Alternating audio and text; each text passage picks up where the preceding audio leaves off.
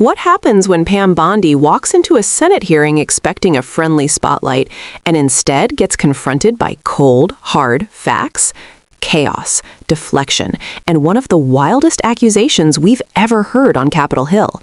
Today, Senator Alex Padilla obliterates Bondi's credibility, exposes the Trump-style corruption infecting the DOJ, and forces her into a meltdown she couldn't spin her way out of.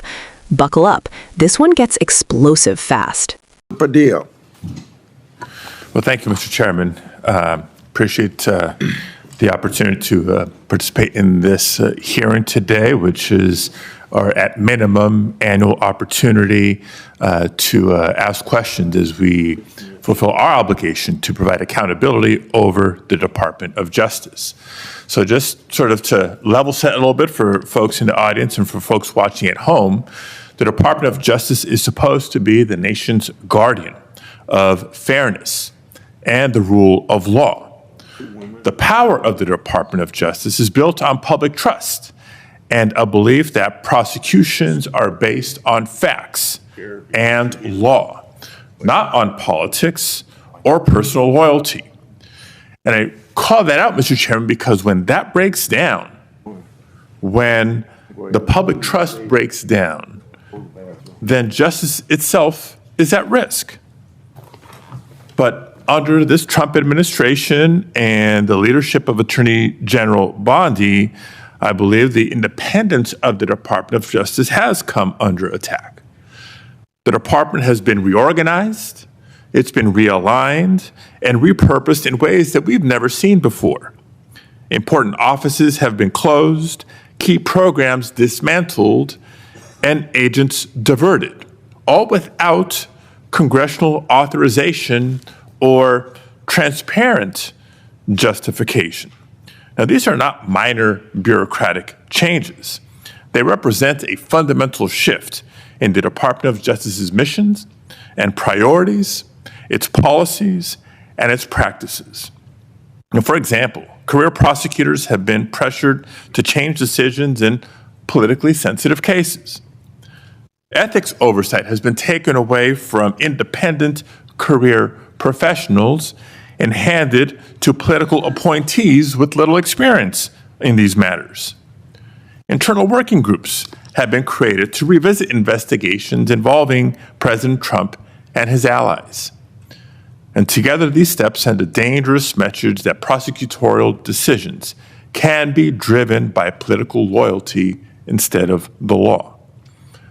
Now, even more troubling is that the Department of Justice has pulled resources away from organized crime, away from counterterrorism, away from the protection of civil rights to focus on immigration enforcement. The American people expect a Department of Justice to pursue violent crime, as do I, to pursue corruption and threats to national security, not to serve as an arm of immigration policy, and in so doing, under-resource other critical missions. Now, the Justice Department's credibility depends on the public's faith in justice, and that the justice will be applied equally to every person and not reserved for the powerful or the connected. And that faith must be protected. And so it's in that spirit that this committee has a duty to ensure the department's work remains lawful, remains transparent, and remains true to its highest duty, the fair and impartial administration of justice. Now, that being said, I do want to get into some specific items with Attorney General Bondi here, beginning with the firing of Michelle Beckwith. Michelle Beckwith was a 15-year career prosecutor with the Department of Justice. She prosecuted in her career some of the worst in my home state of California: sex traffickers, transnational terrorists, those who this administration claims to care about and be targeting, prioritizing in taking them off the streets. And it may surprise some to learn that Ms. Beckwith was unceremoniously marched out of her office and fired from her job in July of this year. Why? Not because she failed to do her job, quite the opposite. It was because she had the audacity to remind Border Patrol Chief Gregory Bovino that he was obligated to follow a court order and the Constitution in California. According to reports, she was fired less than 6 hours after she told Bovino he couldn't arrest people without probable cause. 6 hours. So my first question, Attorney General Bondi, is a simple yes-no question. Do you believe that government officials like Gregory Bovino are obligated to follow applicable court orders, whether they agree with them or not, yes or no? First, Senator Padilla, you have gone on for over 5 minutes, and I wish that you loved your state of California as much as you hate President Trump. We'd be in really good shape then, because violent crime in California is currently 35% higher than the national average. Property crime in California is 18% higher than the national average. That should be something that we should be talking about and working together on, yet we're not. And no, this is important. You're talking about all of my agencies, and I want to let you know what DEA has been doing, and they are working hand in hand with I appreciate that. And no, you can't go on for 5 minutes and criticize my agents who are out working without pay right now because you voted to shut down the government. They're out there working without pay. Mr. Chairman, I asked a simple yes or no question. Attorney General Bondi is DEA, refusing 4,500 to respond. kilos of fentanyl and 50 million fentanyl pills off the streets. While under your watch, FBI, 23,000 violent criminals. U.S. Marshals, 51,000 fugitives. I'm not getting an answer to my question. I'm trying to move on to the next question or the next topic. Mr. Chairman, order, please. Thank you. Because under Attorney General Bondi's watch, career prosecutors are being fired for telling agencies to follow the law and uphold the Constitution. Meanwhile, there are instances of allies of the president who seem to be getting let off the hook. I won't reiterate what some of my colleagues have already brought up in terms of the dismissal of the investigation into Tom Homan and his alleged acceptance of $50,000 as payment by undercover FBI agents posing as business executives looking to secure contracts with a future Trump administration. Because if the reports are true, it's not just the underlying conduct of Mr. Homan, which would be absolutely unacceptable, but the dismissal of the investigation charges raises concerns about the influence of the White House on the Department of Justice. Again, a simple question, and I'd appreciate a simple and brief answer. Whose decision was it to end this investigation? I have answered that question multiple times, yet you didn't have the courtesy to be sitting in here for the hearing. I'm not going to answer it again. And I find it interesting that you want order in this proceeding now. Excuse me, Senator. You want order in this proceeding now. Chairman, order, you sure didn't have order when you stormed Secretary Noem at a press conference in California, did you? I will ask a follow-up question. Would you commit to either releasing the tape or at least making it available for members of this committee to review, yes or no? Senator, you have not been sitting in here this entire hearing. I've answered the question, and I also want to tell you that our ATF agents have seized 25,000 illegal firearms. So we will try again and move on to a different In your topic. home state, we are prosecuting Chairman, illegal order, aliens please. who have raped Mr. Chairman, and murdered young order, girls. Please. Thank you. So when I haven't been in this hearing, I've been watching from my office, monitoring the entire hearing, just so everybody is aware.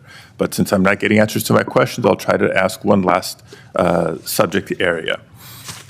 Now, again, there's been increasing concerns about the politicized decision-making and the erosion of internal safeguards that protect prosecutorial independence. Before we even get into the integrity and independence of prosecutions, we get into, you have to ask the question about the independence and integrity of investigations themselves. The director of the FBI, Director Patel, was here before us just a few weeks ago. Attorney General Bondi, you are the Attorney General of the United States. Director Patel reports to you. Do you believe he's doing a good job, yes or no? I believe Director Patel is doing a great job. You know where he is right now, Senator Padilla? Right now, you asked me a question. Yes, Director I know Patel where he right is, now and I know where is in he's headed Chicago, because you said Senator it earlier Durbin, in the hearing. fighting to keep You've said Chicago it earlier in the safe. hearing, and yes, I have been paying attention. You know, you want order in here now, yet you stormed the Director of Homeland Security, Kristi Noem. You sure didn't have order that day, did you, Senator? Attorney General, you are under oath. I did not storm the secretary, the video. Oh, that was on video. That video video's been released, I believe, very public. Mr. Chairman, recent actions raise serious concerns about Director Patel's judgment and politicization, including lawsuits from former FBI officials alleging retaliatory firings and his decision to cut off longstanding partnerships with civil rights organizations and his decision to fire an FBI agent for refusing to engage in a, quote, perp walk of James Comey. And on top of all that, his prematurely claiming that subjects were in custody after the shooting of Charlie Kirk. I take Attorney General Bondi's endorsement today of his work as her support for those actions. Thank you, Mr. Chair. May I respond, Senator Chairman? Yes. Under Director Patel, 23,000 violent criminals have been arrested, a 91% increase over last year. More than 1,500 child predators have been arrested. We are making cases in your jurisdiction constantly in California, and I wish you would care about those cases. We have disrupted 1,600 gangs and criminal enterprises, 1,600 gangs within this country, thanks to Director Patel and the great men and women of the FBI. Senator Schmidt. Thank you, Mr. Chairman. How are you today, Attorney General? It's good to see you. Have a rough voice. I have to say, I am struck by. What we just witnessed was a textbook example of what happens when a MAGA-appointed official is finally forced to answer real questions, instead of hiding behind friendly interviews and Fox News fluff. Senator Alex Padilla walked into that hearing with receipts, with timelines, with the names of career prosecutors who were fired simply for doing their jobs. And Pam Bondi walked in with nothing but attitude and talking points. The moment Padilla asked a simple yes or no question about whether government officials must follow the law, Bondi instantly panicked. She didn't answer. She didn't even try to answer. Instead, she launched into a rant about California. Because when you have no defense, you attack. When you can't justify the weaponization of the DOJ, you change the subject. It's the oldest trick in the MAGA playbook.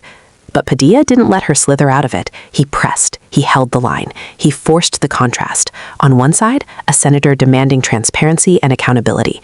And on the other, an attorney general appointed solely to protect Donald Trump and punish his enemies. And when she finally went completely off the rails, when she accused Padilla to his face of storming Kristi Noem at a press conference, that was the tell. That was the moment her credibility collapsed in real time. Because when officials resort to fabrications, it means the truth is too damaging for them to confront. Behind all the noise, all the theatrics, is one simple reality. This Department of Justice has been reshaped into a political weapon. Career experts are being purged. Investigations are being hijacked. Rules are being rewritten to shield Trump and his allies. And every time these officials sit in front of Congress, that corruption becomes harder and harder for them to hide.